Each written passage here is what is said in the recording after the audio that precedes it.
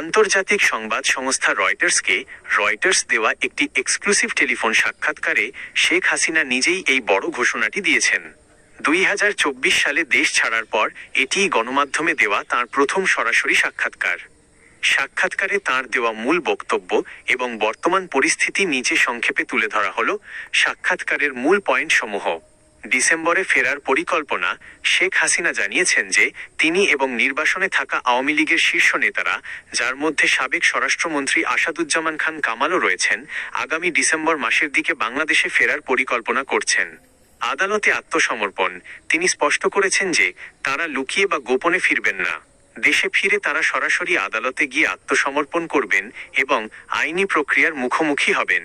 ঝুঁকির বিষয়ে বক্তব্য: আন্তর্জাতিক অপরাধ ট্রাইব্যুনাল কর্তৃক তার বিরুদ্ধে ফাঁসির রায় এবং বর্তমান সরকারের পদক্ষেপের কথা উল্লেখ করে তিনি বলেন, তারা আমাকে গ্রেপ্তার করতে পারে, এমনকি মেরেও ফেলতে পারে। তাও আমাকে যেতে হবে। যদি মৃত্যু আসে, তবে আমি চাই তা আমার নিজের মাটিতেই আসুক, কোনো দেশের সাথে আলোচনা নয়। তিনি আরও দাবি করেছেন যে দেশে ফেরার এই সিদ্ধান্তের ব্যাপারে তিনি কোনো বিদেশি সরকারের, যেমন ভারত বা অন্য কোনো দেশ, সাথে কোনো আলোচনা বা পরামর্শ করেননি, বরং নিজের সিদ্ধান্তেই ফিরছেন।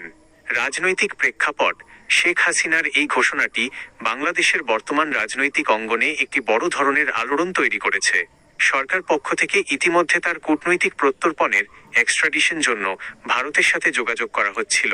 তবে তার এই সরাসরি ফেরার ঘোষণার পর দেশের সার্বিক আইন শৃঙ্খলা ও রাজনৈতিক পরিস্থিতি কোন দিকে মোড় নেয় তা এখন দেখার বিষয়। বাংলাদেশি গণমাধ্যমগুলোতেও এই খবরটি বেশ গুরুত্বের সাথে প্রচার করা হচ্ছে।